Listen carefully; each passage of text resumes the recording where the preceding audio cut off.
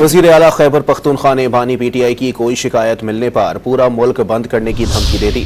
इल्जाम आयद किया कि जेल में बानी को सहूलियात नहीं दी जा रही, बिजली बंद कर दी जाती है तो कभी खाना नहीं दिया जाता।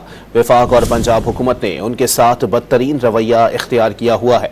हुकूमत उन्हें मजबूर कर रही है कि वो पुरअमन ना रहें। वज़ीर आला खैबर पख्तूनख्वा ने बानी पीटीआई की कोई शिकायत मिलने पर पूरा मुल्क बंद करने की धमकी दे दी।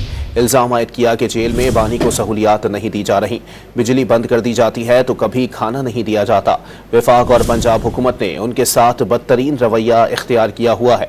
हुकूमत उन्हें मजबूर कर रही है कि वो पुरअमन ना रहें। वज़ीर आला खैबर पख्तूनख्वा ने बानी पीटीआई की कोई शिकायत मिलने पर पूरा मुल्क बंद करने की धमकी दे दी। इल्जाम आयद किया कि जेल में बानी को सहूलियात नहीं दी जा रही, बिजली बंद कर दी जाती है तो कभी खाना नहीं दिया जाता। वफाक और पंजाब हुकूमत ने उनके साथ बदतरीन रवैया इख्तियार किया हुआ है। हुकूमत उन्हें मजबूर कर रही है कि वो पुरअमन ना रहें।